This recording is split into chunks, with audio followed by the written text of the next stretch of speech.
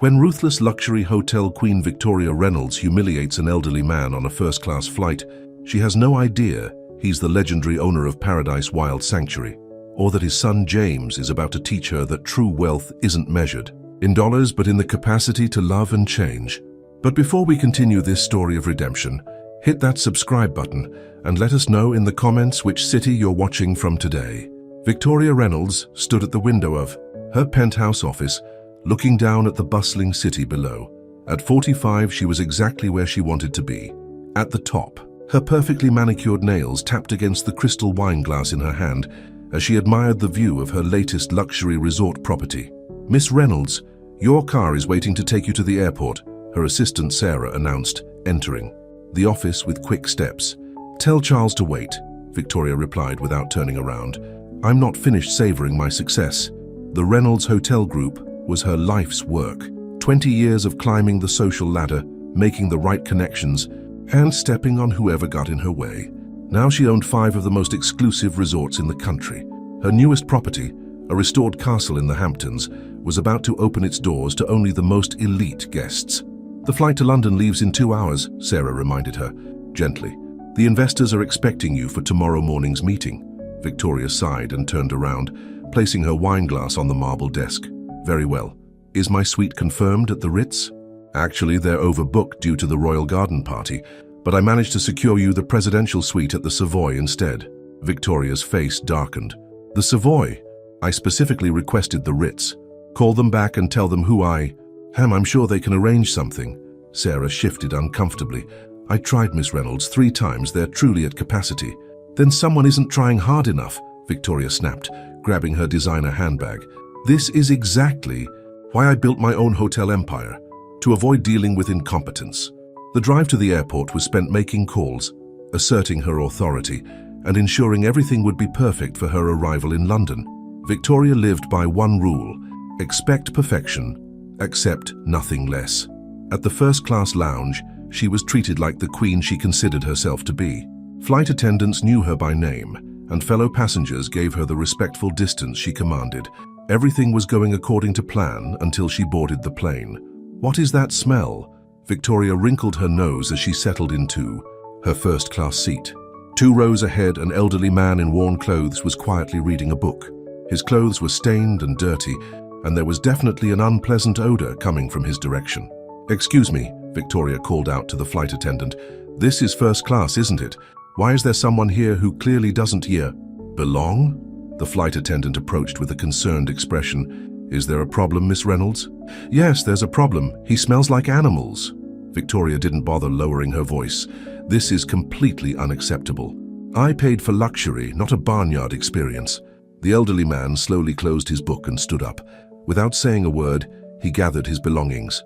Several other passengers watched uncomfortably as he made his way toward economy class.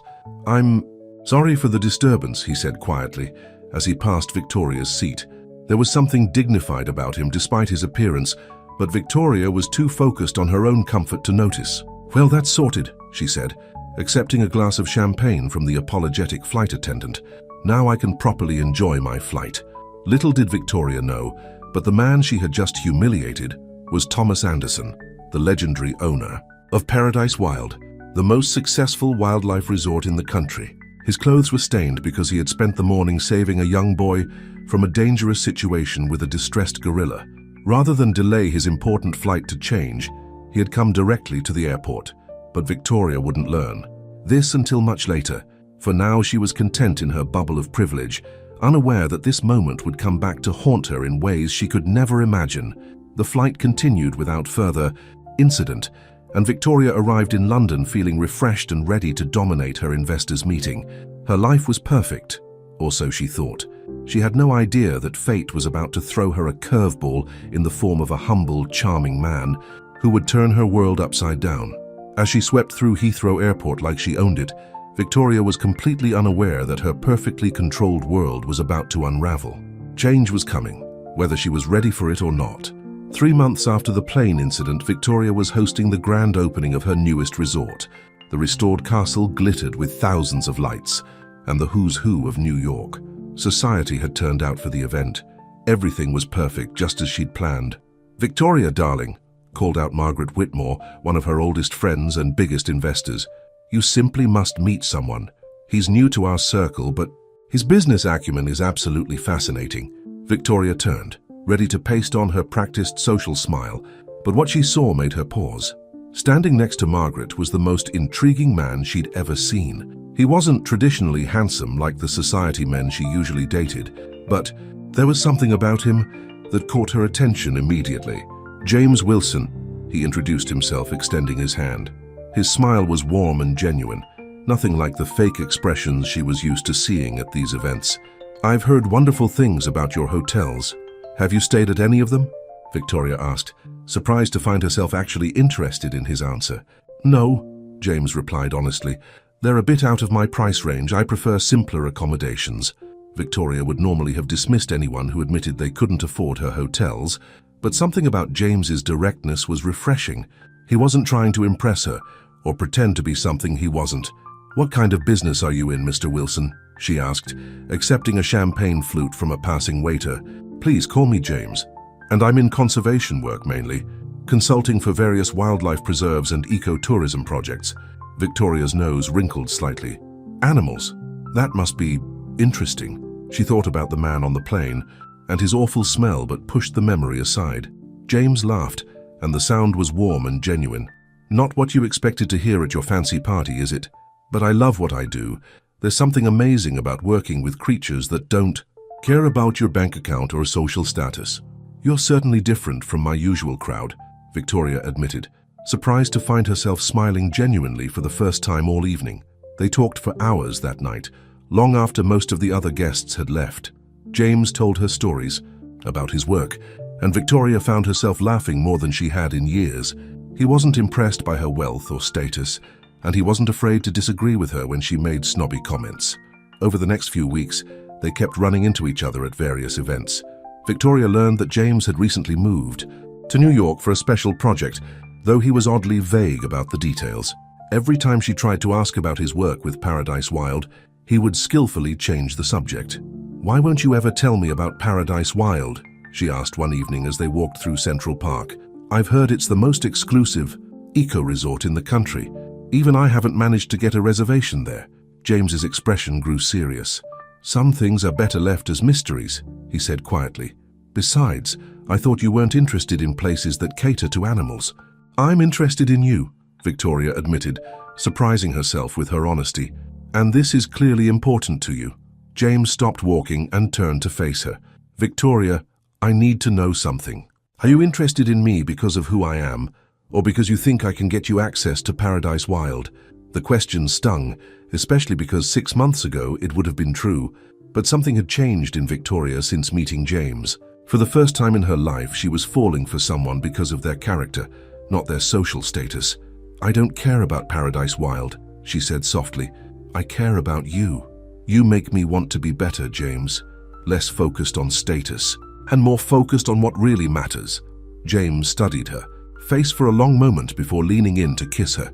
It was their first kiss, and Victoria felt something she'd never experienced before, the feeling that she was exactly where she belonged. But happiness rarely comes without complications. As Victoria and James's relationship deepened, she couldn't shake the feeling that he was keeping secrets from her.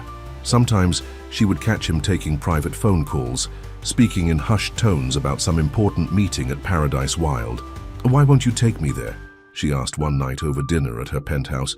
"If it's so important to you, I want to see it." "It's complicated," James replied, his expression troubled. "There are things about me, about my family, that you don't know." "Then tell me," Victoria pressed. "I'm falling in love with you, James. You can trust me." But before James could respond, Victoria's assistant burst into the room with a tablet in her hand. "Miss Reynolds, you need to see this. It's all over social media." Victoria took the tablet and felt her blood run cold. There on the screen was a video of her on that flight 3 months ago, humiliating an elderly man about his smell. The caption read, "Luxury Hotel Queen Victoria Reynolds bullies Paradise Wild owner Thomas Anderson." The color drained from James's face as he watched the video. "Dad," he whispered, and Victoria's world came crashing down around her. The silence in Victoria's penthouse was deafening. James stood up from the dinner table, his face a mask of pain and disappointment as he watched the viral video again. "That's my father," he said quietly. "The man you humiliated on that plane was my father, Thomas Anderson." Victoria felt sick to her stomach. "James, I didn't know. If you had known he was the owner of Paradise Wild, you would have treated him differently." James's voice was sharp. "That's exactly the problem, Victoria. You only care about status and appearances." Victoria's phone started buzzing non-stop. Her assistant Sarah was frantically trying to manage the crisis, but the damage was spreading like wildfire. "Miss Reynolds, we're getting cancellations from the Hampton Resort," Sarah reported, her face pale. "The hashtag Boycott Reynolds Hotels is trending, and several celebrity guests have publicly announced they're cutting ties with all our properties." James watched as Victoria's perfectly constructed world began to crumble. "All this time, I kept hoping you had changed. That the woman I was falling in love with wasn't the same person who would publicly shame someone just because they didn't meet her standards of luxury." "Please, James." Victoria reached for his hand, but he pulled away. "Let me explain. Let me talk to your father. I'll apologize. My father spent that morning saving a child's life," James said, his voice thick with emotion. "Her young boy got too close to one of our gorilla enclosures. Dad rushed in without thinking about himself, without worrying about his clothes or appearance. He got that boy out safely, and instead of taking time to clean up, he went straight to the airport because he had promised to help another wildlife sanctuary that was struggling." Tears streamed down Victoria's face as the full weight of her actions hit her. "I'm so sorry. I was horrible. I was wrong." "Yes, you were," James agreed. "And the worst part is, if that video hadn't surfaced, you would have continued being that person. The woman who judges everyone based on their wealth and status. The woman who thinks she's better than everyone else." Victoria's phone kept buzzing. More cancellations. More public figures distancing themselves from her brand. Everything she had built over 20 years was dissolving in a matter of hours. "James, please don't go," she begged as he picked up his jacket. "I love you. We can fix this." He turned at the door, his eyes sad. "The woman I fell in love with these past few months, I thought she was real. I thought you had changed, but now I don't know if that person exists or if it was all an act." After James left, Victoria sat alone in her penthouse watching her empire crumble in real time. Social media was brutal. Every nasty comment she'd ever made, every person she'd stepped on during her climb to the top, it all came rushing back to haunt her. The morning shows picked up the story. Luxury hotel queens fall from grace became the headline of the week. Former employees came forward with stories about her demanding behavior. Past guests shared their experiences of her snobbery. "Miss Reynolds," Sarah entered tentatively the next morning, "the board of directors is calling an emergency meeting. They're talking about asking for your resignation." Victoria hardly heard her. She was staring at a new email that had just arrived. It was from Paradise Wild, but not from James. It was from Thomas Anderson himself. "My son tells me you've been dating," the email began. "He also tells me you've brought him happiness these past few months, despite how our paths first crossed. I'd like to meet with you, Ms. Reynolds. Perhaps there's more to you than what that video shows." Victoria read the email multiple times, hardly daring to believe it. The man she had humiliated was offering her a chance to explain herself. But why? She called James, but the call went straight to voicemail. She tried his office, but his secretary said he was unavailable. It seemed the only way forward was to accept Thomas's invitation. With trembling hands, Victoria replied to the email, accepting his offer to meet. She had no idea that this meeting would change not just her career, but her entire life's perspective.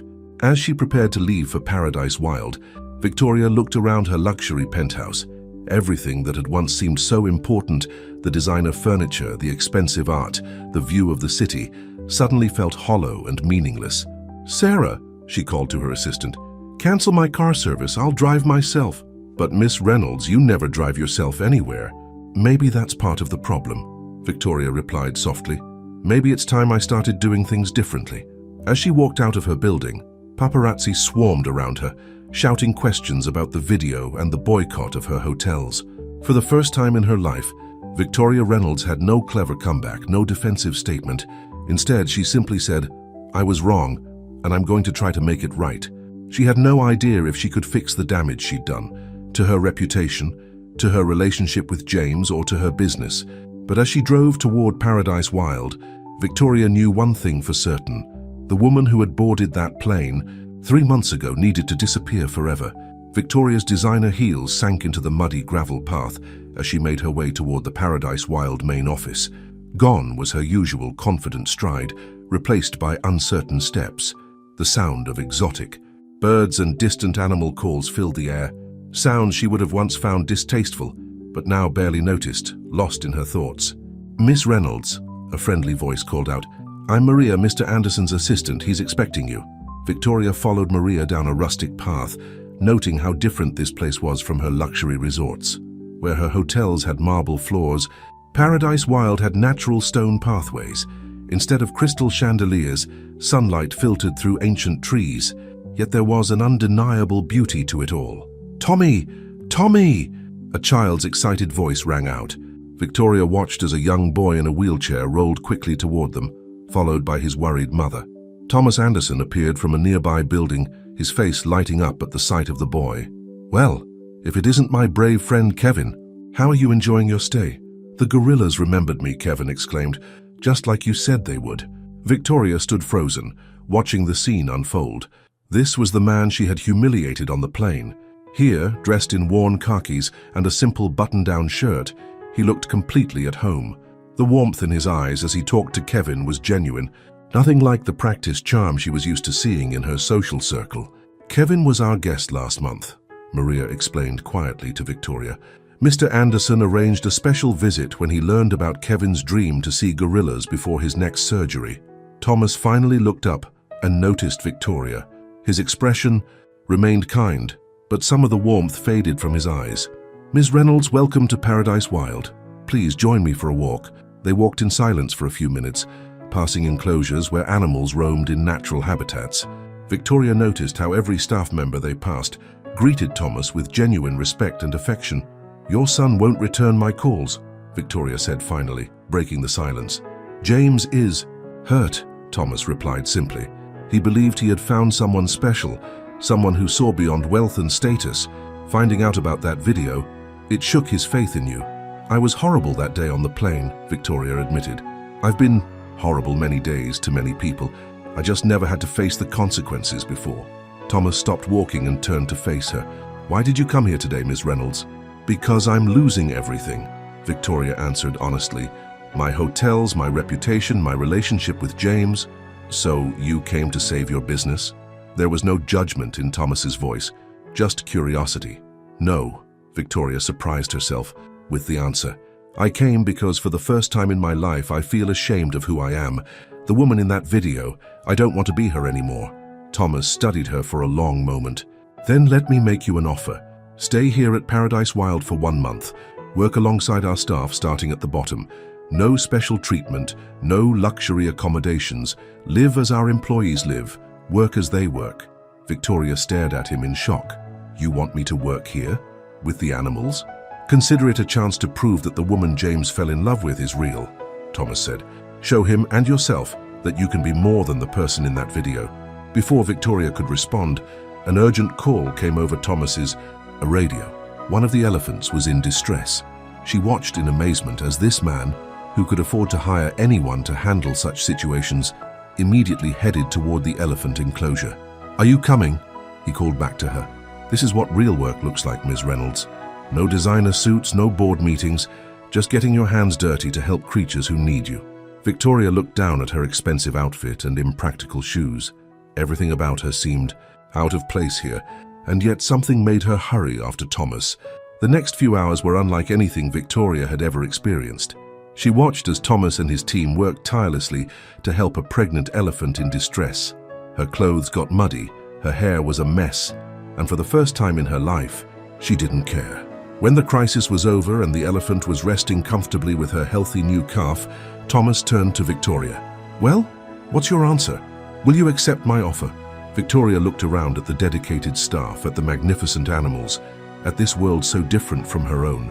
She thought about James, about the person she wanted to be for him. More importantly, she thought about the person she wanted to be for herself. "Yes," she said quietly, "I'll stay. I'll do whatever work you assign me, no matter how hard or messy it is." Thomas smiled, and this time the warmth reached his eyes. "Good," Report to Maria tomorrow morning at 5 a.m. And Ms. Reynolds, leave the designer clothes at home. Where you're going, they'll only get in the way. As Victoria drove back to her penthouse that evening, she made several calls. First to her assistant, Sarah, instructing her to pack up her office and handle things in her absence.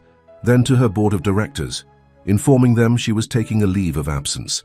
Finally, she sent a text to James. Your father offered me a job at Paradise Wild, starting at the bottom, no special treatment. I said yes. Not for the publicity, not to save my hotels, but because I want to understand what you and your father see in this place.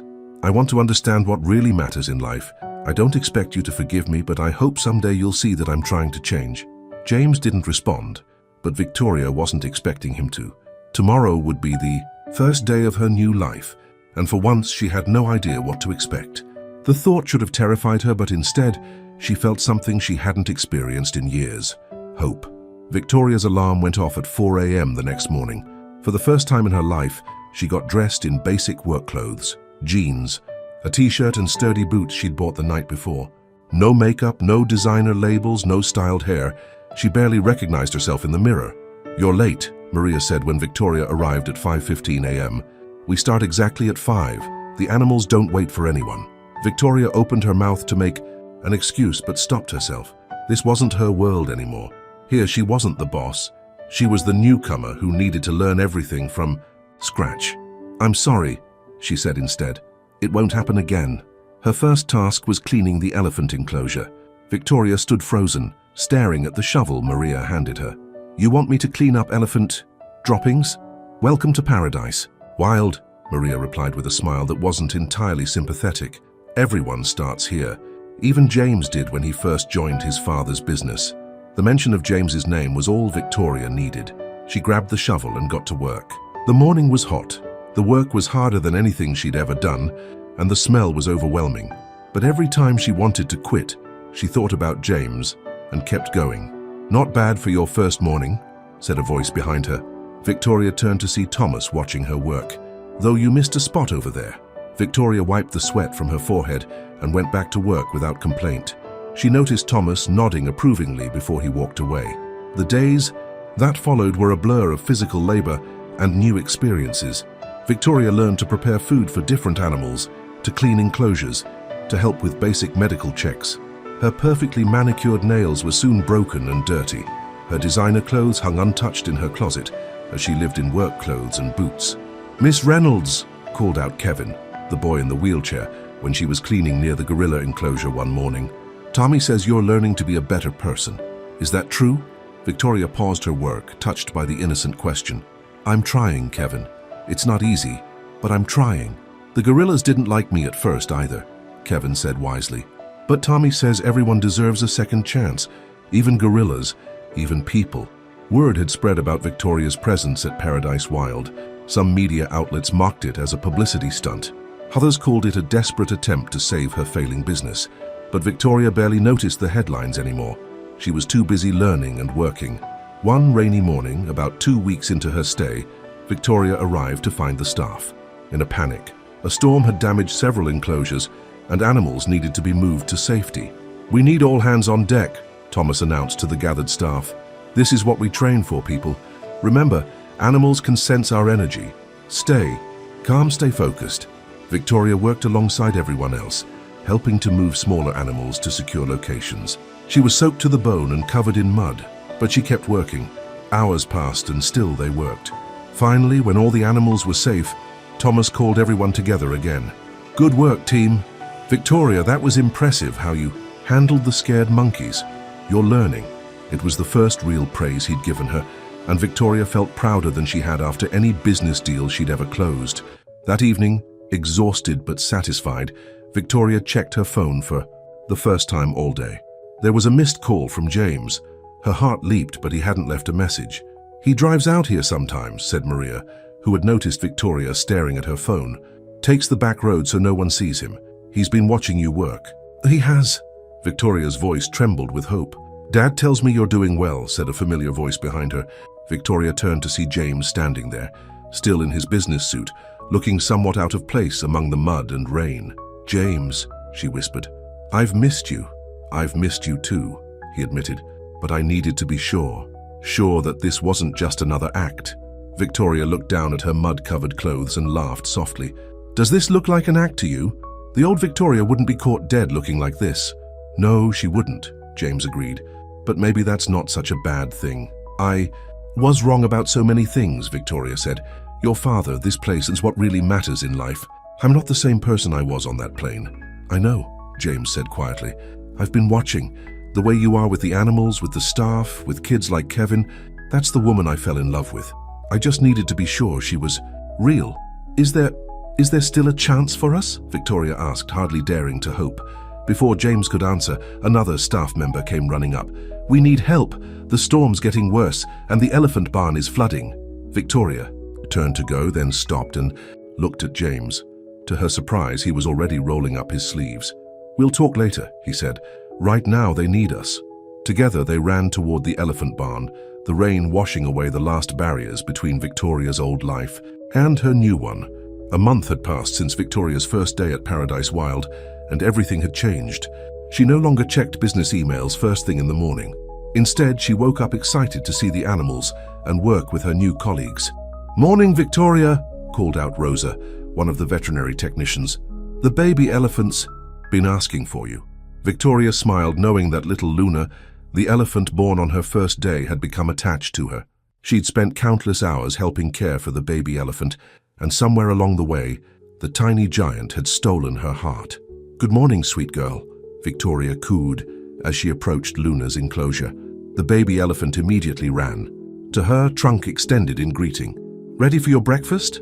As Victoria prepared Luna's morning meal, she heard familiar footsteps behind her. James had been coming around more often, sometimes joining her during her workday. You're good. And with her, he said, watching Victoria with Luna.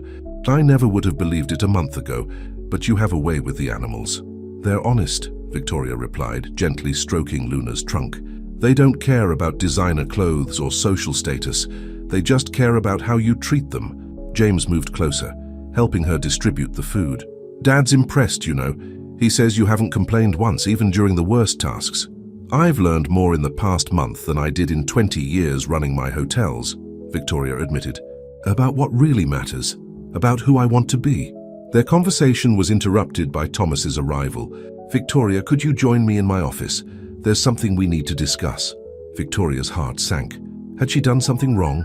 Was her time at Paradise Wild coming to an end? She followed Thomas to his simple office, so different from her luxury penthouse suite. Your month is up, Thomas said directly.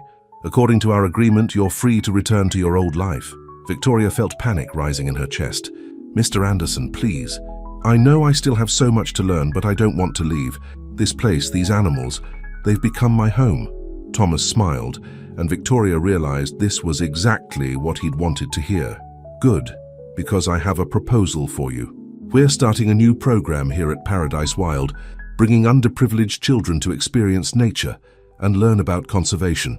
Given your business experience and your newfound connection with our work, I think you'd be perfect to run it. Victoria sat in stunned silence. You want me to stay to run a program? You've changed, Victoria. I've watched you work harder than you've ever worked in your life, without complaint. I've seen how you are with Kevin and the other children who visit. You have a gift for connecting with them, helping them understand our mission. Tears filled Victoria's eyes. But what about my hotels? The media is still having a field day with my reputation. Sometimes we have to lose everything to find what really matters, Thomas said kindly. The question is, what matters to you now? Before Victoria could answer, James burst into the office. Dad, sorry to interrupt, but you need to see this. He held up his tablet, showing a news article.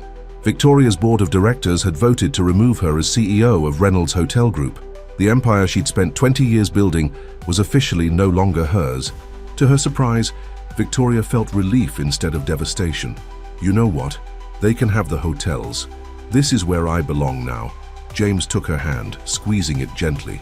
Are you sure? This is a very different life from what you're used to. Victoria looked out the window at Luna playing in her enclosure, at the staff members going about their work with genuine smiles on their faces, at the visiting families discovering the wonders of nature together. I've never been more sure of anything, she said firmly.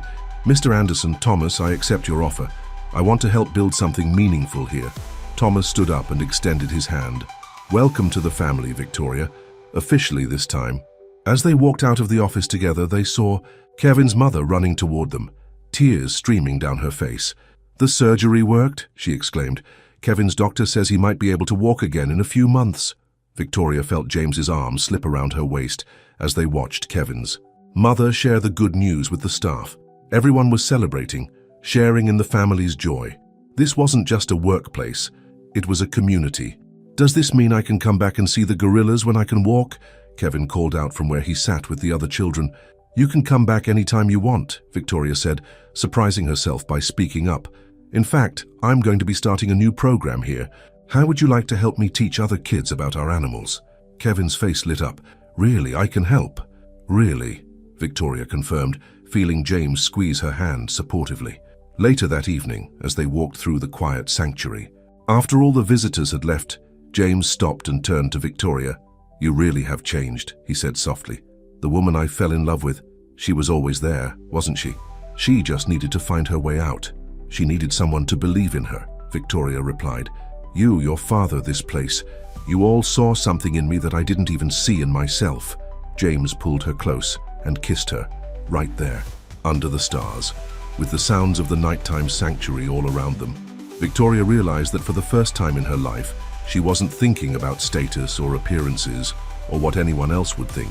She was exactly where she was meant to be, exactly who she was meant to be. What do you mean we lost the funding? Victoria stared at the email on her computer screen. The major donor who had promised to support her new children's program at Paradise Wild had suddenly backed out. They saw the old video of you on the plane again, Maria explained gently. Someone's been sharing it on social media, saying you can't be trusted to work with children. Victoria felt her stomach clench. Just when she thought she'd put her past behind her, it came back to haunt her.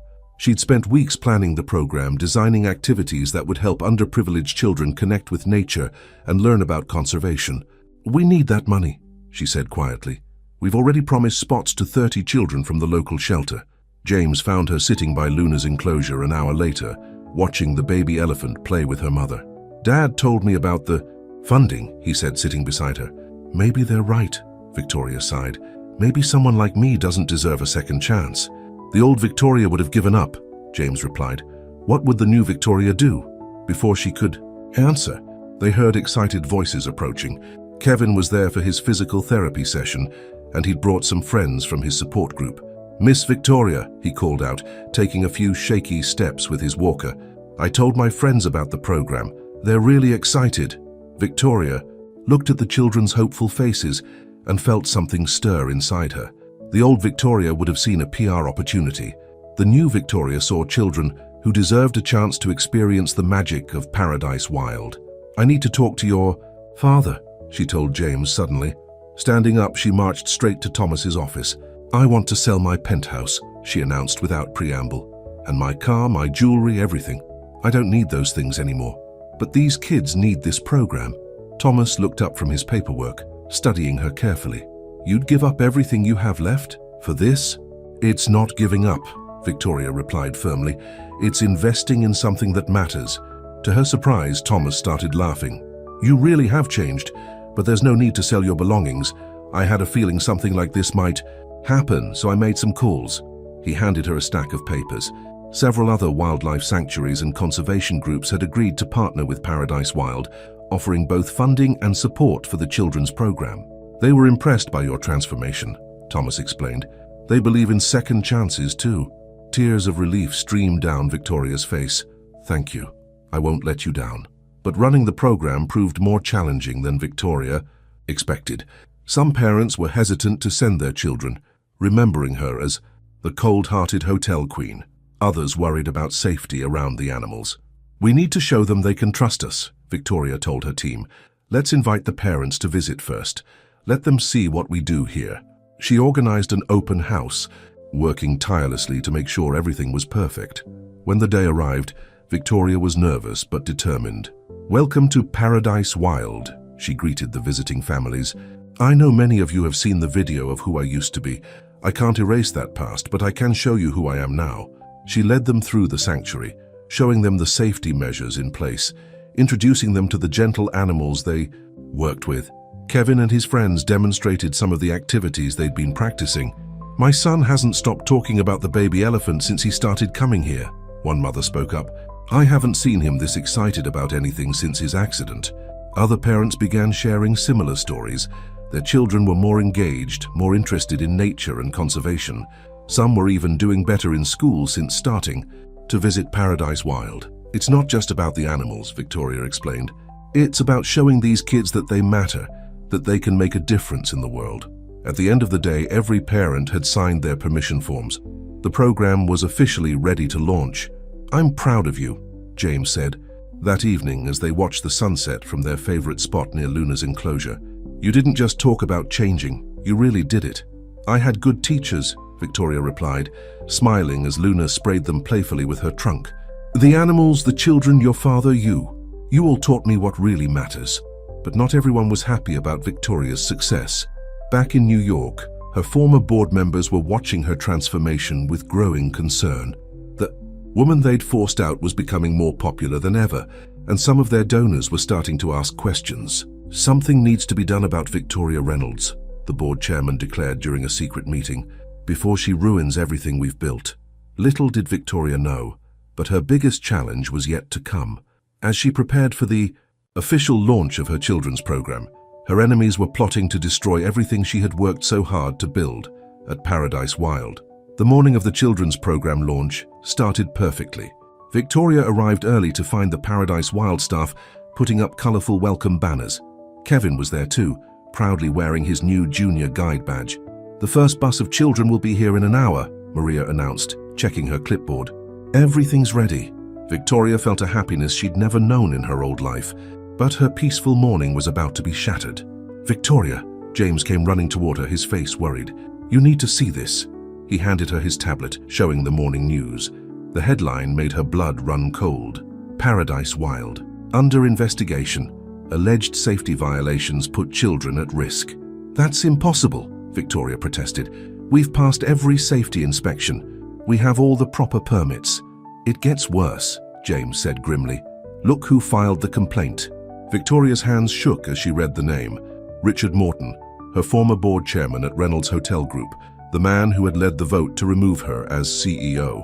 "He's claiming we're endangering children by letting them near wild animals," James explained. "He's demanding an immediate shutdown of all children's activities." "But why?" Victoria asked. "Why would he care about what we're doing here?" "Because you're making them look bad," Thomas said, joining them. "Your transformation is drawing attention to how they do business. Some of their biggest investors have been asking why they can't be more socially conscious, like Paradise Wild." Victoria's phone started ringing. Parents were calling, worried about the news reports. The media was gathering at the entrance, demanding comments about the safety allegations. "The buses will be here soon," Maria reminded them anxiously. "What should we do?" Victoria thought about the children who were counting on them, about Kevin and his friends who had worked so hard to help prepare the program. She straightened her shoulders, remembering she wasn't the same woman who used to run away from problems. "We continue as planned," she declared. "These children deserve their day here. I'll deal with the press." She walked to the entrance, where reporters were shouting questions. Camera lights flashed in her face, but Victoria didn't flinch. "Ms. Reynolds, how do you respond to allegations that you're putting children at risk? Is this program just a publicity stunt to rebuild your reputation?" Victoria held up her hand for silence. "6 months ago, I would have handled this with lawyers and PR teams, but I'm not that person anymore. So let me show you exactly what we do here." She invited the reporters to follow her inside. As they walked through Paradise Wild, Victoria explained their safety protocols, their educational programs, and their mission to connect children with nature. "Look over there," she pointed to where Kevin was demonstrating to other children how to safely feed Luna. "That boy could barely walk when he first came here. Now he's one of our junior guides. These animals, this place, it changes lives." One reporter spoke up. "But Mr. Morton claims you have no experience working with children or animals." "You're right, I didn't," Victoria admitted honestly. "I was once a woman who cared more about luxury than life, but Paradise Wild taught me to be better. Now, instead of judging someone by their clothes or status, I judge them by their hearts." Just then, the first buses arrived. Children pressed their faces against the windows, eyes wide with excitement. Victoria turned to the reporters. "You can either stand there with your cameras, or you can come see what really happens here. Your choice." To her surprise, many of the reporters put down their cameras and joined the tour. They watched as children who had never seen wild animals before gasped in wonder. They saw teenagers, who usually acted tough, melt at the sight of baby animals. They witnessed Kevin, standing proudly with his walker, teaching other children about elephant behavior. By the end of the day, the story had changed. Instead of scandal, the headlines read, "Paradise Wild, where second chances change lives." But Victoria knew this wasn't the end. That evening, she received an email from Richard Morton. "Back off, Victoria. This is just the beginning. You have no idea what we're capable of. He's threatening you," James said, reading over her shoulder. "We should call the police." Victoria shook her head. "No, I know how Richard thinks. He's trying to scare me back into my old world, where everything is solved with money and power. But I'm not afraid anymore." "What are you going to do?" James asked. Victoria smiled, watching through the window as the last group of children said goodbye to Luna. "I'm going to show them what the new Victoria is capable of, and I'm going to need your help." She turned to James with determination in her eyes. "Richard and the board think they can bully us because they have money and influence. But we have something better. We have the truth and we have each other." James pulled her close. "Whatever you're planning, I'm with you." As the sun set over Paradise Wild, Victoria began to form a plan. She would fight back, not with lawyers and threats, like she would have in the past, but with the strength she had found in her new life. Richard Morton was about to learn that the woman he'd tried to destroy had become someone much stronger than the old Victoria had ever been. "Are you sure about this?" James asked Victoria as they pulled up to the gleaming Reynolds Hotel Group, headquarters in New York City. "Once we go in there, there's no turning back." Victoria looked at the building she had once ruled over. The marble floors, the crystal chandeliers, the designer furniture. It all seemed so shallow now. "I've never been more sure of anything," she replied, pulling out a flash drive from her bag. "Sarah sent me everything we need." Sarah, her former assistant, had remained loyal even after Victoria's departure. For weeks, she'd been secretly collecting documents, emails, and recordings that showed exactly how Richard Morton and the board had been running things since taking over. "Miss Reynolds!" The receptionist's jaw dropped as Victoria walked through the lobby. We weren't expecting you." "No, you weren't," Victoria smiled, "but I believe the board is having their monthly meeting right now. Perfect timing, don't you think?" Meanwhile, back at Paradise Wild, Thomas was hosting an open house for major donors and media. Kevin and his junior guides were giving tours, showing off their knowledge and the sanctuary's safety protocols. "Ladies and gentlemen," Thomas announced to the gathered crowd, "in a few minutes, you're going to see something that will change everything. But first, I want you to see what we've built here." Back in New York, Victoria and James stood outside the boardroom doors. Through the glass, she could see Richard Morton leading a meeting, probably plotting his next attack on Paradise Wild. "Ready?" James squeezed her hand. Victoria took a deep breath and pushed open the doors. The room fell silent. "Victoria," Richard sputtered. "This is a private meeting, security." "Oh, I don't think you want to call security, Richard," Victoria said calmly. "Not before your fellow board members see what's on this drive." She plugged the flash drive into the room's presentation system. Emails and documents began filling the screen, evidence of illegal activities, misused funds, and false accusations against Paradise Wild. "You've been embezzling money," Victoria announced, "using company funds for personal expenses, and that's just the beginning." The board members started muttering among themselves as more documents appeared. "You didn't just force me out," Victoria continued. "You've been destroying small businesses, exploiting workers, and now you're trying to shut down a children's program because it makes you look bad." "This is ridiculous," Richard stood up, his face red. "These documents are fake." "Are they?" Victoria pulled out her phone and dialed. The boardroom's speakerphone crackled to life. "You're on speaker, Sarah," Victoria said. "Hello, board members," Sarah's voice rang out. "I've been Mr. Morton's assistant since he took over as chairman.